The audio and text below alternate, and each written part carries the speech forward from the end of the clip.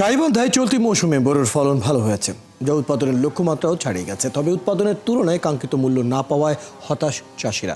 সরকারিভাবে ধান কেনা শুরু হলেও নানা বিড়ম্বনায় খাদ্য গুদামে ধান দিতে পারছেন না চাষিরা। এই সময়ে জেলা কৃষি বিভাগ তাদের পাশে থাকার আশ্বাস দিলেও এই বিষয়ে কথা বলতে নারাজ জেলা খাদ্য বিভাগ।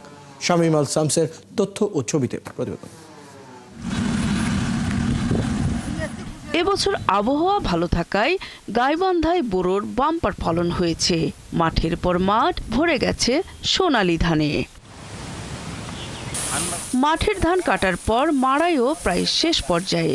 তবে ফলন ভালো হলেও ঠিক দাম না পেয়ে হতাশায় গাইবান্ধার চাষিরা। তারা বলছেন, বীজ, সার, কীটনাশক ও সেচ খরচ সহ শ্রমিকের মজুরি বেশি হওয়ায় ধান বেচে চাষের খরচেই উঠছে না। খরচ করিয়া ধানের দাম পাই না, এত কষ্ট করে লাভ কি? ধান আবাদ না করে অন্য আবাদ করা ভালো হবে। এখন ব্যাপারী সমানে নাপি দেই, কি কারণে আমাদের দাম হচ্ছে না? চাষিদের অভিযোগ, খাদ্য গুদামের বিভিন্ন অনিয়ম ও দুর্নীতির কারণে সরকারের নির্ধারিত মূল্য সুবিধা থেকে বঞ্চিত হচ্ছেন তারা। বাধ্য হয়ে স্থানীয় হাটবাজারের ফড়িয়া ও মহাজনদের কাছে কম দামে ধান দিতে হচ্ছে। আমরা তো ওখানে পাত্তাও পাই না, কিন্তু অফিসাররা টাকা খায়, যাদের টাকা খায় তাদের কাছেই ধান নেয়।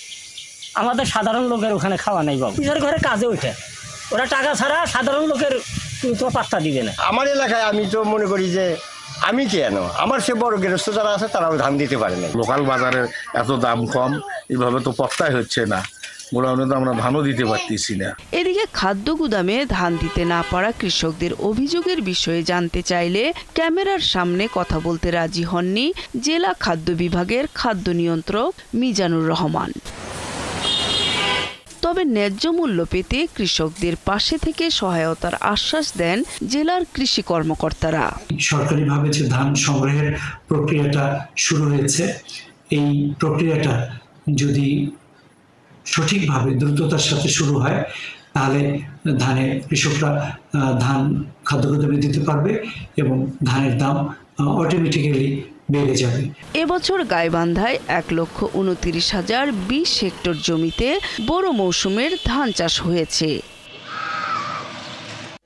নূর তাজমিন নীর, ৭১।